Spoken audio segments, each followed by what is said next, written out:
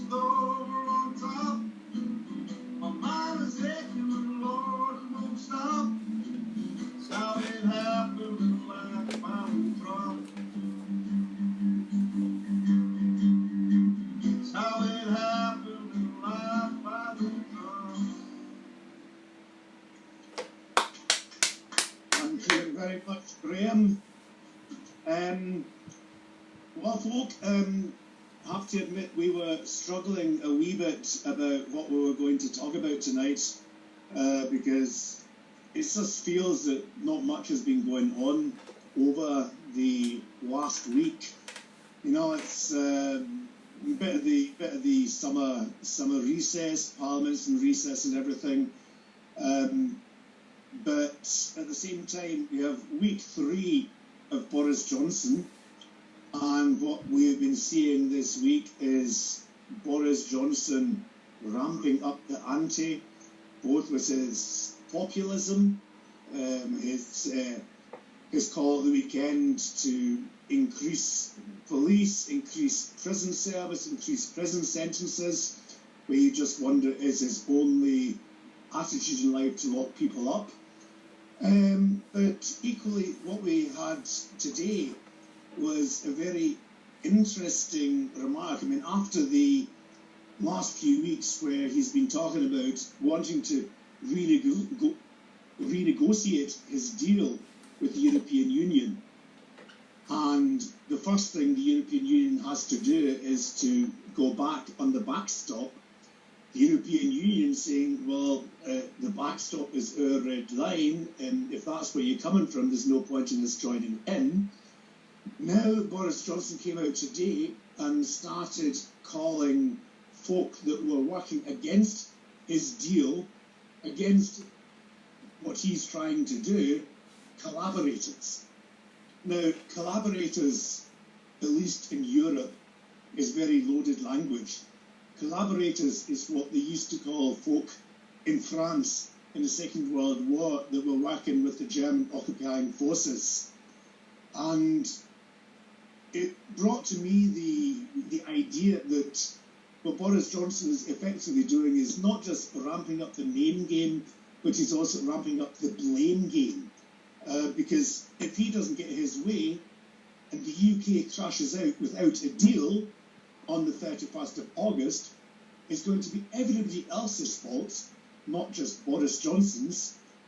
And those that have been trying to stop him are collaborators, effectively folk working with an enemy occupying force. You know, that is language which is not acceptable in the current day and age. Graham, did you catch what he was saying today, and how do you see the overall lay of the land at the minute? I never actually heard it. Well, I think I did actually pick it up, but that's just typical Boris Johnson language. But yeah, I don't think I think what you're trying to say is that doesn't wash well with Europeans, that kind of language. They're more... They want to sit down and negotiate. They don't take insults particularly well. And as I say, but unfortunately, you've got an English imperial Tory there who thinks that the world is England's oyster, and everybody wants to be friends with England and deal with England. I don't know where they come from, because anywhere you go in the world, I don't get that impression, you know. But yeah, no, he's heading for. I think he's heading for a general election even before the 31st of October. I think that's going to be announced. I think that's what. I mean, all this spending money. Tories don't spend money like that. You know, money's for prisons, money's for police, money's for the north of Scotland, or for Scotland. For it, money's getting spent everywhere. Tories don't do that. So I think they're playing a different game. General election here or there. I mean, there's also been talk about if there is a vote of no confidence at Westminster, when Westminster reconvenes at the start of September, that Boris Johnson might try to hold out until after the 31st of October for a general election, effectively meaning that the UK has been dragged out against Scotland's will. No, the other way around, I think.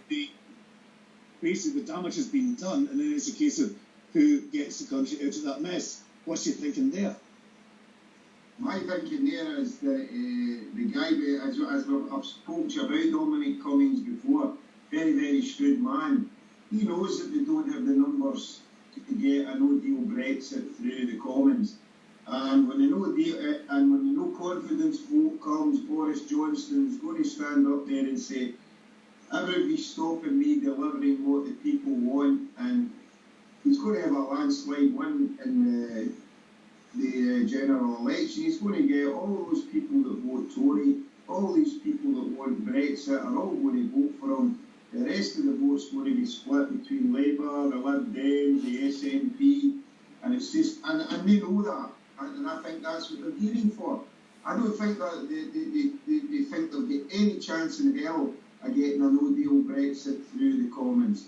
But when he gets that majority, he can do what he likes in.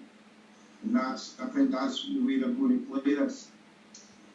And would you see this change in language that we're seeing again with collaborators? Would you see it as being significant, or is that something where you might say, okay, folk in Europe, they have a different understanding of the word, but maybe reading a wee bit too much into it? No, that's just Boris Johnson. He's just very inflammatory in the way he talks, doesn't he? He's insulted a lot. The bit of Prince Philip, really, he's insulted a lot of people along the way. He doesn't. I think his mouth works quicker than his brain, to be honest with you. I think that's the problem there, you know. What brain? With his mouth and his brain, I had an interesting discussion on Twitter just tonight, where somebody says Boris Johnson is as thick as two short planks, and my suggestion is that he's That's an insult to the planks. Intelligent. The buffoonery that he's putting across as part of his persona and his manipulativeness, the way he's able to manipulate folk in his direction, signs of very high intelligence. And I don't think that when Boris Johnson says something, I don't think necessarily his mouth is working quicker than his brain, but I think that's been things he's been thinking about for a long time, how he can see it to get his viewpoint across. But Another point here. Sure. The interesting fact is on the BBC, like if you get Labour on the BBC when we're running up to elections and Labour say we're going to pump £50 million into the schools, you say, how are you going to fund that? Every time the socialists or anybody says that they're going to spend money, they're asked where's the money coming from? Boris Johnson's been running about the country throwing money out, millions of pounds out the windows of his car. And the BBC, the media, nobody's saying, where's this money coming from? That's another reason, that's another thing that makes me think the election's on the way. Yeah, I mean, very much so. I mean, we remember back in the last general election where Theresa May was criticising Jeremy Corbyn about the magic money tree, and all of a sudden, after the election, she had her billions available for the DUP. The Tories have the magic money tree somewhere, but again, mainstream media doesn't really seem to hold them to account. No. Raymond, what's your take on what's been going on just the last few weeks? Well, couple of things you just said. Mentioned two things that I don't agree with. First of all, as sharp as two planks. That's an insult to two planks. About Boris. And again, Boris in the same sentence and as a brain. He's a dumb shit anyway. But then again, getting back to the topic at hand. The blaming game that he plays is ridiculous. He just needs to look at the mirror to see where the blame should start. When the EU referendum took place and the results were in, what thing he was the driving, together with Farage, he was the driving force behind the no campaign or the leave campaign. And what did he do after the results were in? He resigned. He quit. He walked away. That's where the blaming game should start. Because of that, we're in this mess. The whole of the UK is in this mess. He started it with his band of misfits. That's where it started. He should blame himself. He brought it on himself. Yeah, I mean, to be fair, he was Foreign Secretary for a wee bit in the in Theresa May's government. Yeah. As you say, he then resigned when the going got tough. I'd like to maybe bring in a couple of the comments on Facebook here. Tina Yoonery, hi Tina, good to see you. Hi Stephen Miller. Stephen, you're saying Boris is well aware that many people are politically ignorant. He's relying on them. Is this maybe the populism that we're seeing now, that Boris Johnson thinks that his calculated sound bites will be enough to get people behind him, Raymond? Again, sorry, I didn't hear the last part. Is Boris Johnson relying on the fact that folk are politically ignorant in many cases, that he will get by with his calculated sound bites? Nah, I think most people look right through him and through his crap. I think we've seen enough of Boris to know what he is like, and that's Scottish, Welsh, Irish, and English alike. They should have kept him hanging there on that zip line during the Olympics. I mean, that's where I look. This is the only time that I think, well, good on you, Boris, but keep it there. And like hung him out to dry. That's where he should have stayed. Graham, how do you see it coming over in Scotland? Obviously, we all have our own opinions on Boris Johnson. I think we're all pretty much agreed. But how do you see folk in Scotland in general taking to Boris Johnson? Well, obviously, people in Scotland don't take to Boris Johnson, and Ryman's correct, and people up here see right through him. He's got his 15-20% of people will vote for him. I think even Tories up here are split on him. But you always have to look to England, and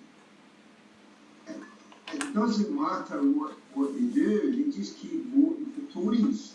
Ordinary working people down there are voting for them, so they're obviously listening to these sound bites down there and taking them on board. No, I can't for the life of me see how an ordinary working class person can vote or support a party that's set up to support 1% of the people to avoid paying tax and to, and just accumulate more wealth.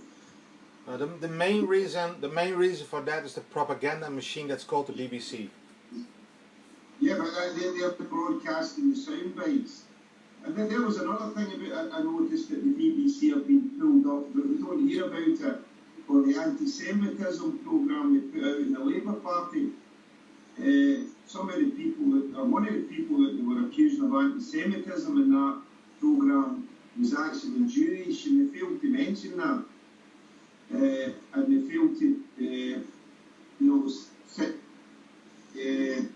let us hear interviews that they've had with Jewish people in the Labour Party who saying that the anti-Semitism was exaggerated. So, yeah, I mean, but people in England just pick it up, and I think they're the only country in the UK where, they just vote Tory every election. Very rarely do they go and vote for Conservatives, and that's ordinary working people like us that are voting for them. Can I just make one comment? There's Stephen Miller made a comment. Cameron knew the EU was about to insist on pensions going up, and Brexit stopped that. A good point there, I think. What did he say about the pensions, Rayner? No, Cameron knew the EU was about to insist on pensions going up, and Brexit stopped that. Yeah, we've got the lowest pensions in the EU. And that was one of the things that they were telling people before the last referendum, wasn't it? You'll lose your pension. No. Yeah. Even if Scotland... Because the pension is paid for through national insurance contributions, and all the British expats or immigrants, depending how you want to see it, living in the Costa Brava, they still get their British pensions. So why wouldn't folk in Scotland also get a pension? Quick shout out to Lana Collins and Mary Stobo, who have also joined us on the Facebook page. Hi, thanks for joining us. Lana says, who is going to stop No Deal? Who is going to stop Boris? And that brings us quite nicely on to our next point. Graham, you also mentioned that the mainstream media are putting out all this information or disinformation, depending on how you see it. And just over the last few days, I've been noticing in Scotland, there's been a lot of folk in Radio Scotland and Good Morning Scotland talking about the Union. We had Paw Broon wheeled out at the weekend with his piece in the Observer, but Edwina Currie has been on, Angela Rayner has been on. They're all talking down independence, and they're all getting basically an unchallenged voice on the, if you like, official national broadcasting station, which again many of us would see as sponsored state disinformation. I think back to the old days of East Germany, where they had their Neues Deutschland was the party political paper. That was fair in comparison to some of the stuff that the BBC is spewing out nowadays. But is this maybe a sign that we are getting more and more into the end game, where the mainstream media are spouting out more and more nonsense about an independent Scotland in an attempt to sway people's votes? Raymond, what do you think? Have you been seeing any of this? You see it everywhere. You even see it on certain groups on Facebook. But mainstream media, granted right here, it's not as bad as it is over there, of course. But you see it, and we do get BBC here, and it's the same thing. Just look at a program as Question Time. It's always stacked into the union's favor. Always. There's always selected audience to question anything that's independence oriented. You see it everywhere, and as long as people don't open up their eyes to that, that's going to be an issue. Currie, what do you say? Yeah, no, I think, I mean, they're going to throw the kitchen sink at us again, and as I say, this time they're smarter, you know, they know how to use social media. They didn't know, we had the upper hand there the last time. They will have the upper hand this time, you know, through what they did at Brexit. They basically won that through social media. I think they learned from us in the referendum, and it's, I mean, you know, that Cambridge Analytica shut down. But as the guy from Cambridge Analytica said, you know, okay, we're shut down, but the problem doesn't go away. Cambridge Analytica aren't the only company in the world that do what we do. So yeah, so something, and again, Dominic Cummings is his finger all over that pie. So I think this time it's going to be nastier, it's going to be harder, they're going to be more prepared, and yeah. Again, but they're going to have the same arguments. Yeah. They don't have new arguments because they don't have any arguments. The thing, other than Project Fear. The thing only is, Graham, is that it's going to be harder in the sense of the all-on propaganda blast that's coming from media and on social media. But the only difference is we're not starting from 21%. No. And basically if people that maybe even were leaning towards no in 14, when it is on social media, and I've talked to people that were voting no in 14 that are just appalled about how it is now on social media and how it is on mainstream media, and even a small group of that swaying over to the yes side of it. That's going to make a big difference, and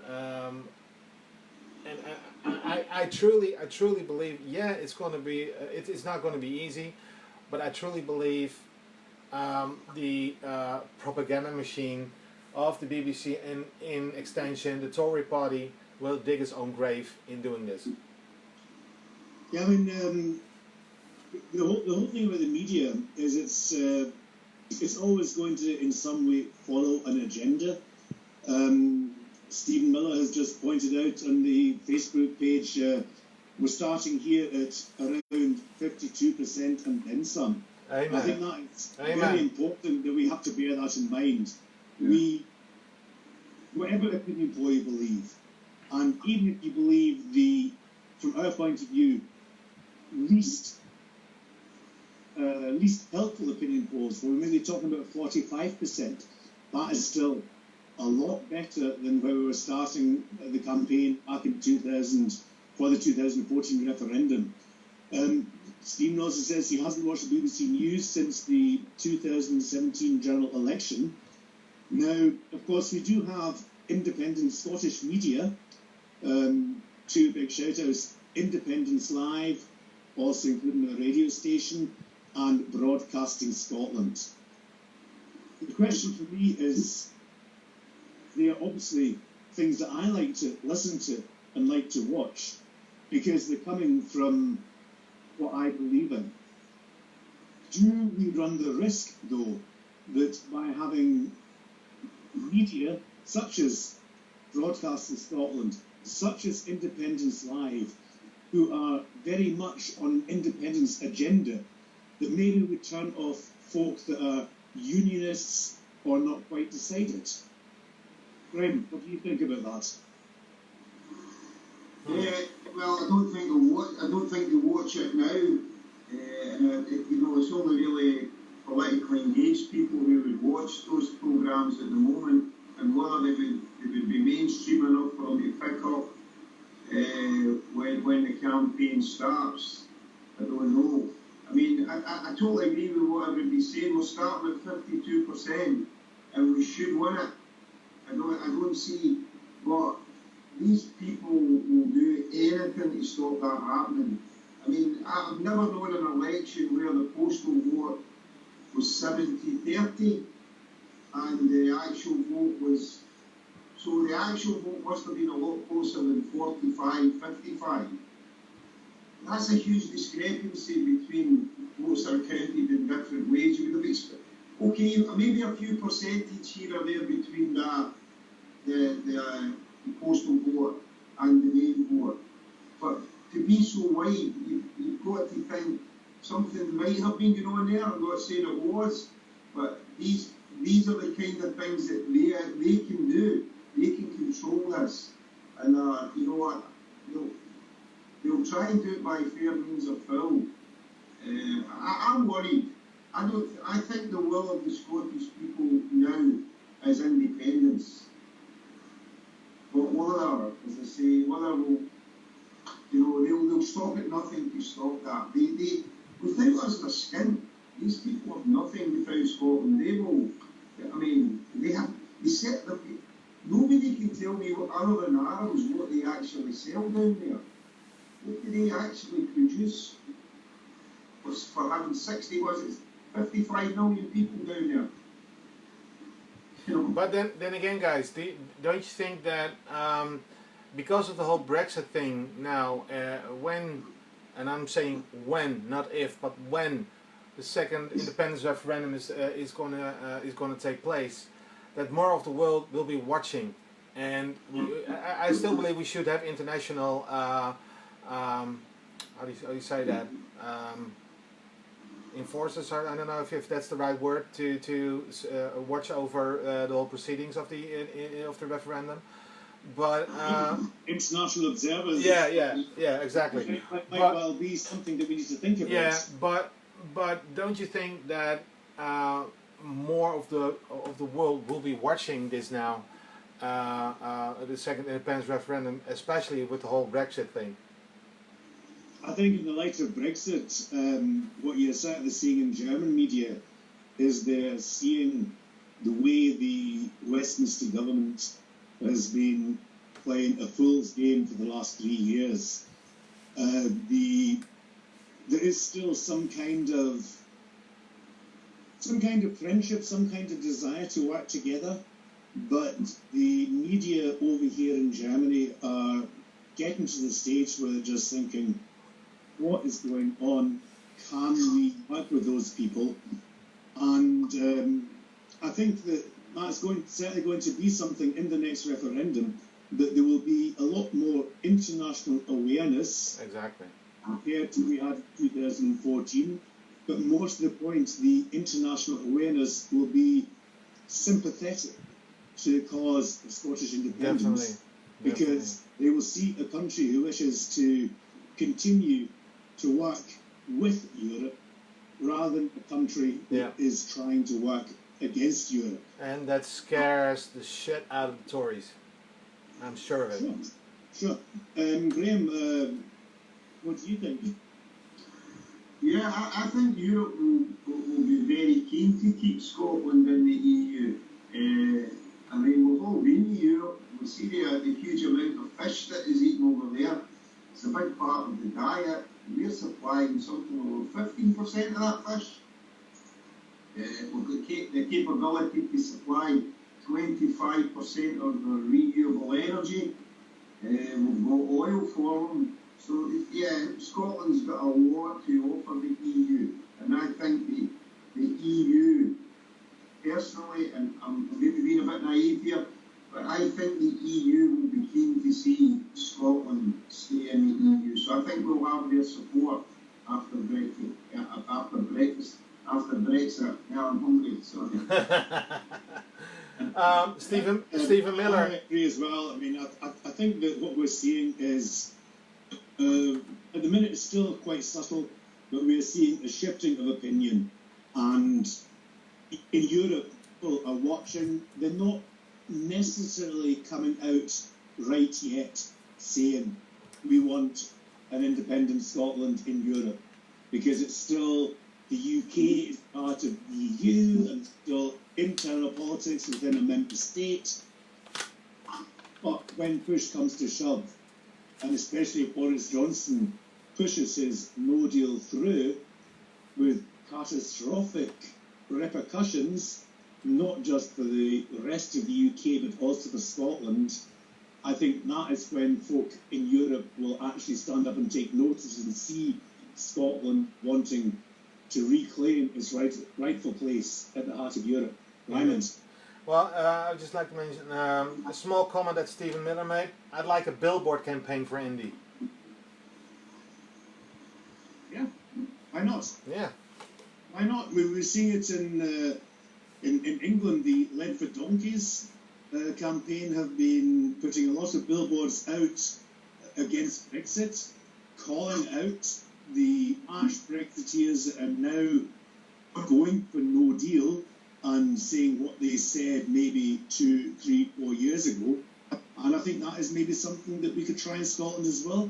Get the funding together, be it through an official campaign organisation or be it through a crowdfunder, and then get the billboards out, because the billboard is what you see when you go down the road to Asda today shopping. The billboard is what you see when you drive to work in the morning. The billboard is what you see when you take your wings out in the pushchair. And that is going to reach a lot more people, quite possibly, than, again, Graham, as you suggested, Independence Live, Broadcasting Scotland, which won't really reach the mainstream, but will more likely reach folk that are already converted. Yeah. Unfortunately, the guys are doing a great job, but they don't have the budget to get out there and go mainstream. Yeah. But I think that's a fantastic idea, a billboard campaign. Definitely. Yeah, a big billboard saying, because we all see it, Scotland has 90% of the water. Scotland has 96% of the oil. Scotland has, 50% of the fish stock, 70% of the farmland. Plastered all over billboards, we are not a poor country. We're only 8% of the population, and we've got 50% of the fish, 70% of the farmland, 90% of the water, 95% of the oil. Stephen Miller just said, the power of advertising. 40,000 plus cars pass by the one at PC World in East Kilbride each day.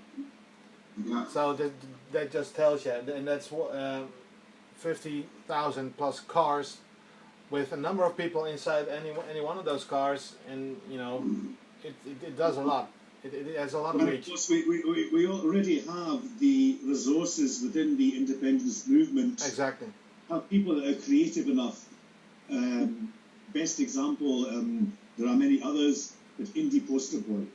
The material he puts out, which is free for anybody to download and use maybe on their own website or on their own placards, get some of Indie Poster Boy stuff up on billboards at every major traffic point across Scotland, and folk will see that.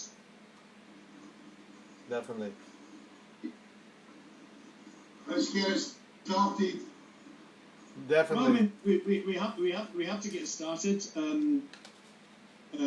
William Ford just saying on Facebook, so spot on. Most people don't see us on BBC or STV, and Stephen's just been backing up his statistic about the power of advertising with the 40,000 cars. There starts from the advertising company. So we've got plenty of things that we can be doing. Going back to an age-old topic that we've spoken about on this show and elsewhere many a time is the unity within the independence movement. We've seen lots of disunity in the All Under One Banner group. We have agreed in advance we won't be discussing any details on that on this show. That's an internal matter for them to sort out. But we also, for example, had at the weekend Stuart Campbell, Wings Over Scotland, suggesting that he would start up a pro-independence party to garner the list vote at the next Holyrood election in 2022. And again, you had folk firing from all sides. You had folks saying it's a good idea. You had folks saying this is terrible, it's going to split the independence vote. No. How much of it, and again to be fair to Stuart Campbell, he was talking about 2022 Holyrood election if the mandate hasn't been used by then. We're talking about 3 years down the line. But on social media, you're seeing folk firing from both sides. I'm seeing polarisation on social media, that you've got your indie folk that you like, your indie folk that you don't like, and many times we're losing sight of the prize, which is independence. We can talk about everything after independence, but again, to quote Tommy Sheridan, she's been saying for a few years now, we have to tie our ropes together. We all have to work together for the prize of independence. Exactly. Ryan, I know this is also something which you're very, very interested in. How do you see it? How do you see the unity in the movement? Do you see it as crumbling, or do you just see it as sideline stuff? I wouldn't. Still into the campaign. I wouldn't call it crumbling. I do feel that as soon as we need to, the movement will come together. But I just cannot believe.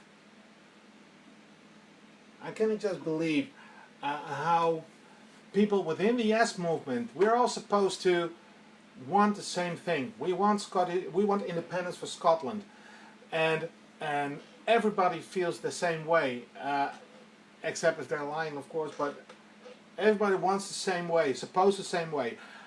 First of all, how can you say, well, I want to fight, it's the most important thing, we want Scottish independence? Well, except with sharing a platform with so-and-so.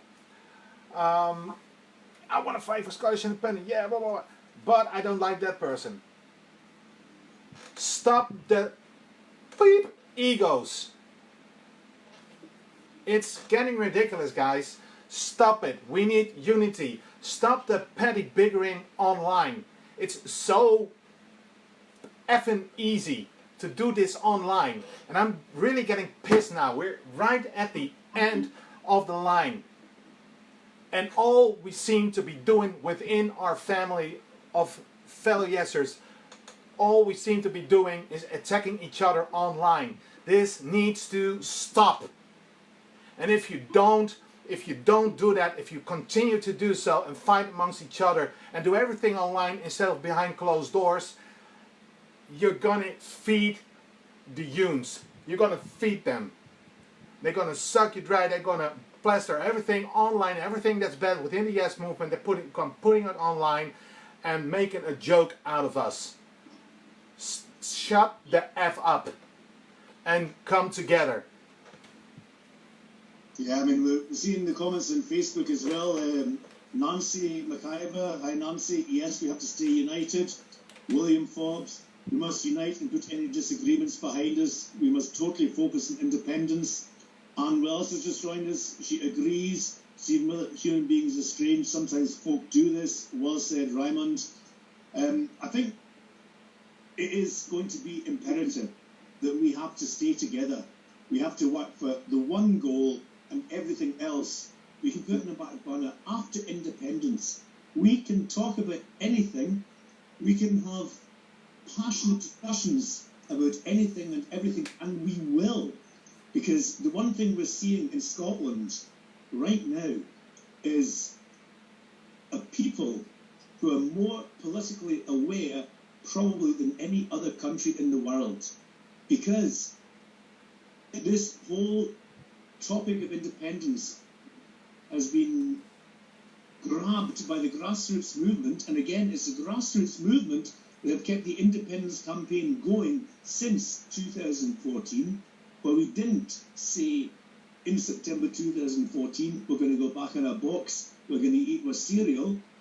He says, right, we're going to carry on working.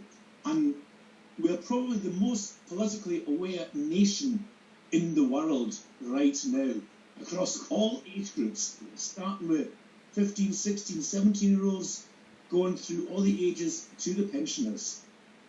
But we need to focus on the common goal, get ourselves over the line, and then afterwards we can talk about anything and everything. And believe me, Scots love a debate.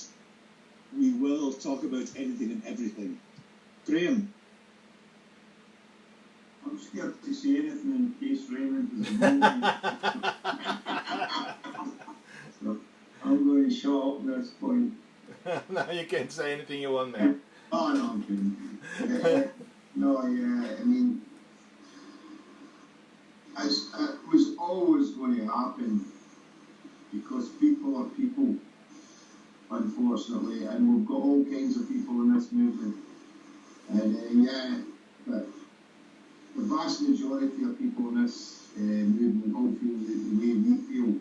Unfortunately, in all sorts of committees, you always get the people with the big egos always get themselves in prominent positions, and then that's fine when they're working together, they control everything, but as soon as people like that clash, then the shit hits the fan.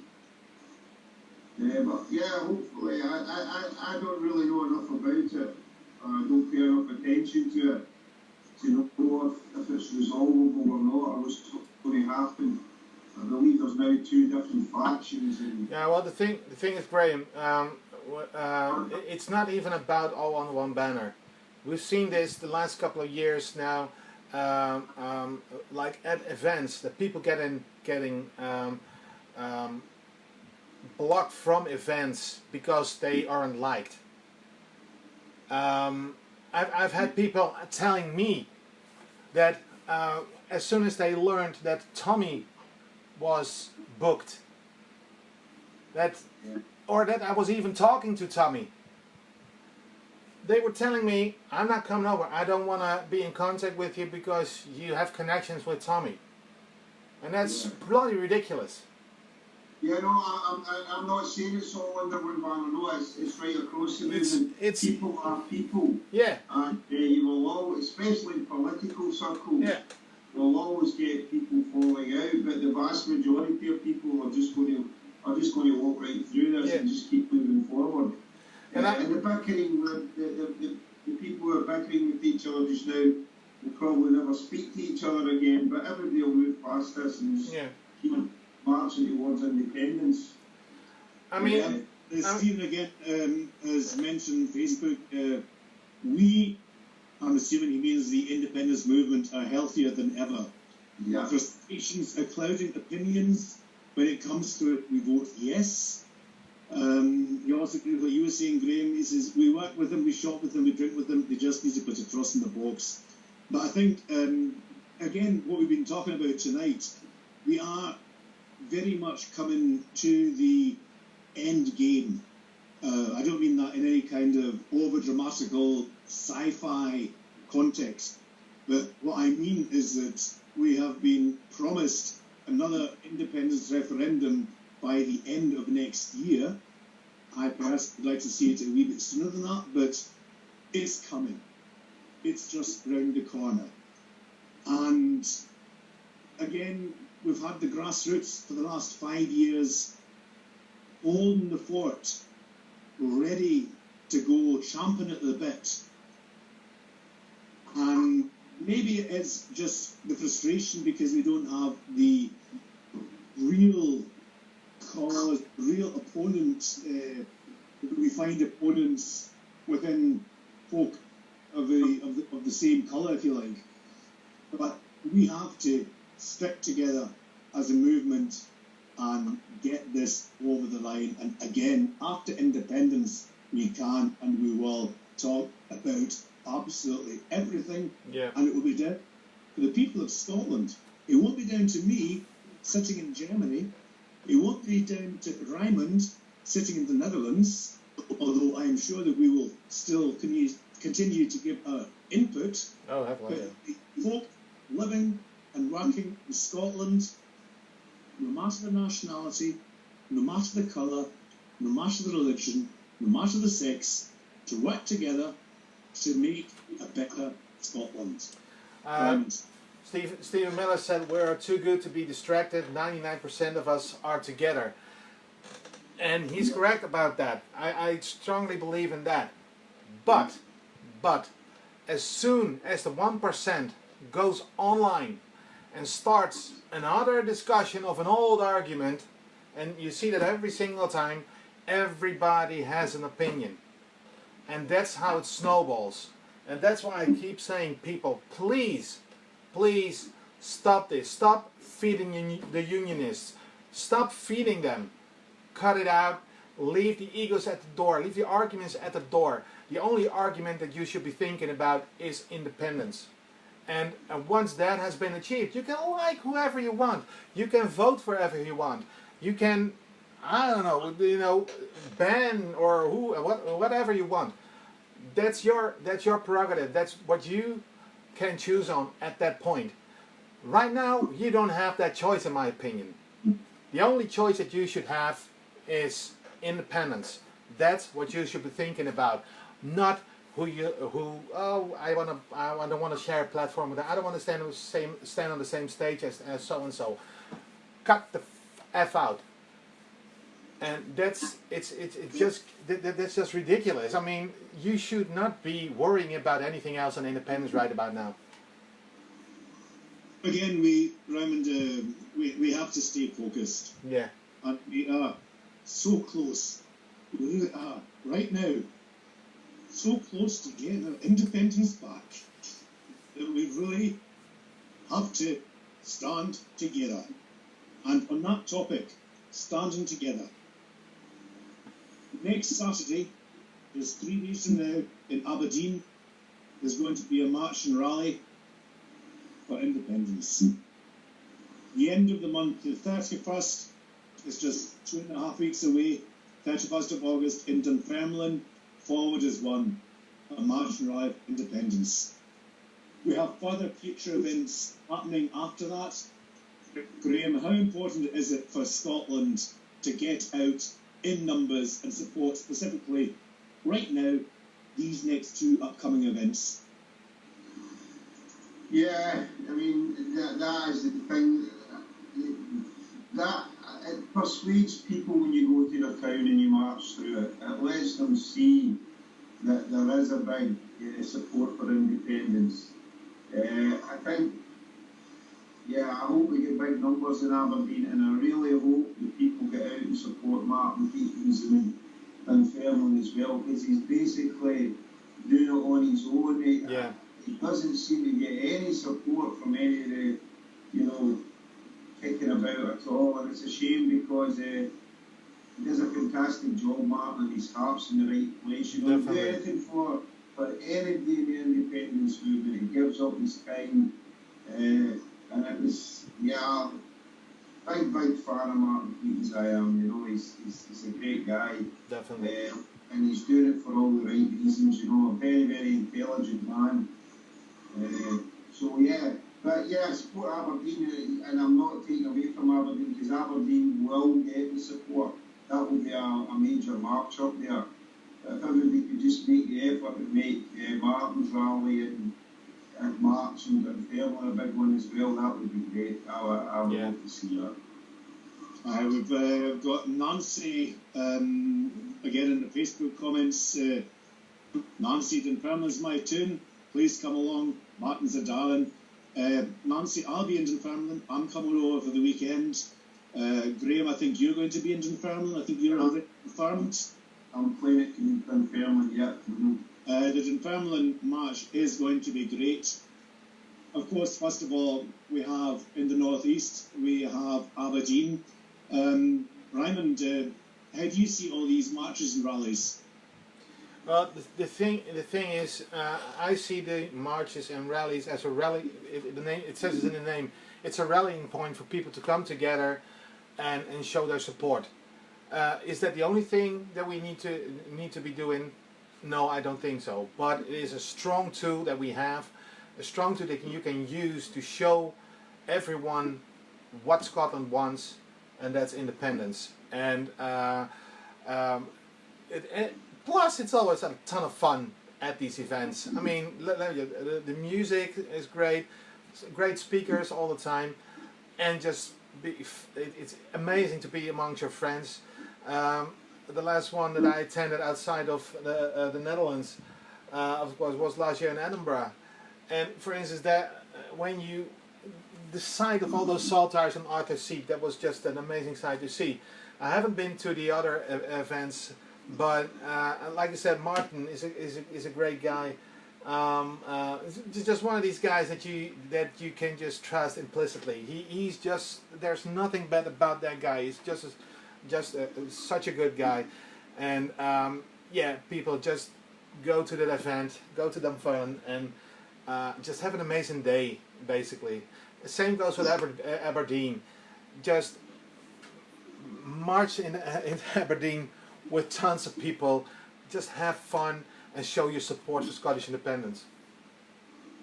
Yeah, I mean, I think, again, you made the point, Raymond, that the marches and the rallies aren't the only thing that we're doing. They're part of the things that we're doing. Exactly. Obviously, if all we were doing was getting 10,000 folk and busing them across Scotland every weekend to do a march in a different town, then we wouldn't be achieving much. Exactly. But again, when you're on these rallies, and again, this year I was obviously in The Hague in Berlin, but also in a couple of smaller rallies in Scotland, in Galashiels and Campbelltown.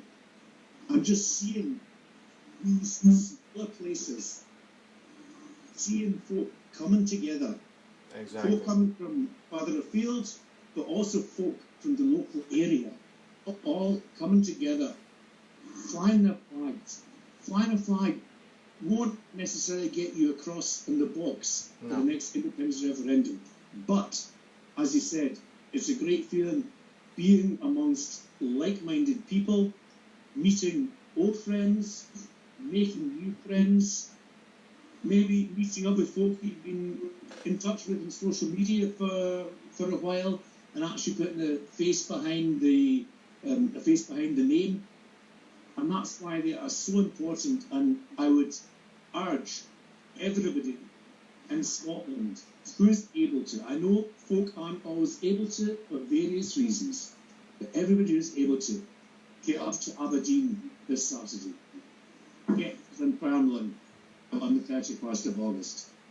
Let's make them 2 great days to remember, and come away from these events reinvigorated, so that the rest of the week you then talk to your workmates, go on maybe sharpening doors, talking to folk down the pub, talking to family and friends, talking to folk in the supermarket. But with this fields of factor behind you, it means a lot, folk. Definitely. And if you know, yeah, like I said, if your health is not, like, see if you can drive up with people. If somebody can help you out, If there's anything that we might be able to do, for instance, to get you into contact with people, if you want to go over, we can try and do that. I mean, that's not an issue. A phone call, everybody's a phone call away, so we can make it happen. We can get you in contact with people.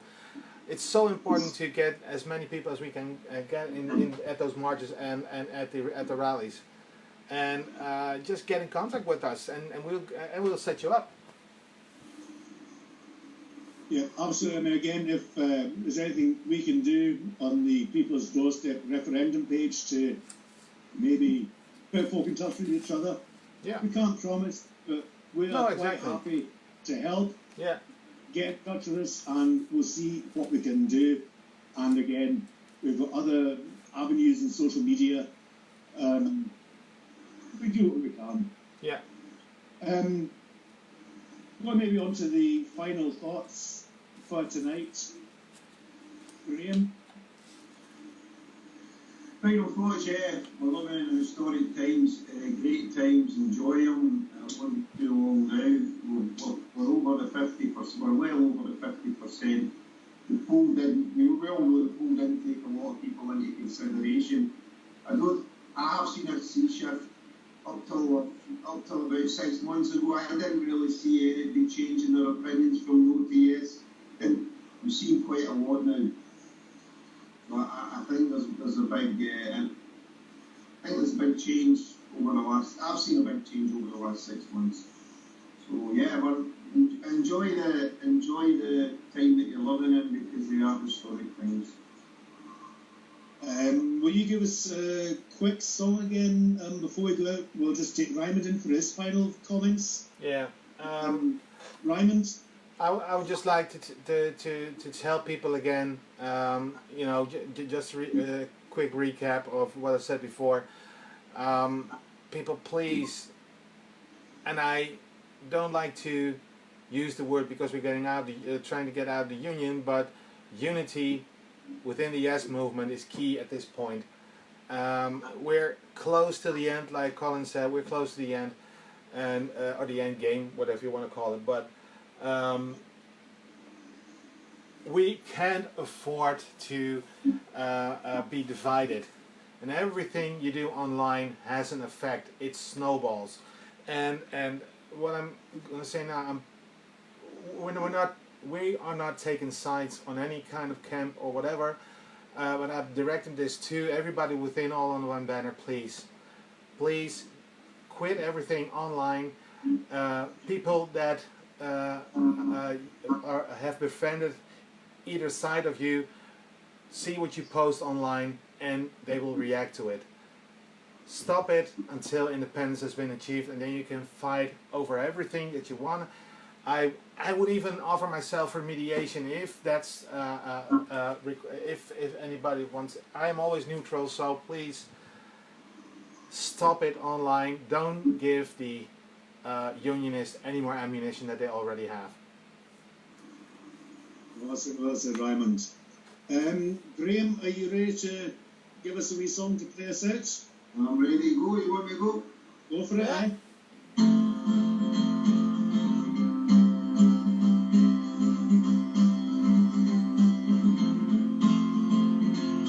My wife sent me to the shop to get some frozen chips.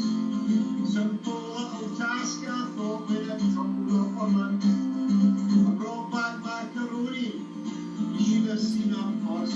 But the packet that the chips were in, it wasn't right for us. It had the jar. It had the jar. It had the jar.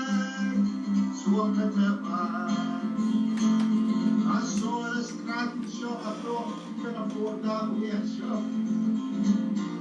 There's a guy down there, 50 like or not. You throw me a fresh one, wrapped up red, blue and white. When she asked me for the money, I said that won't be shining bright.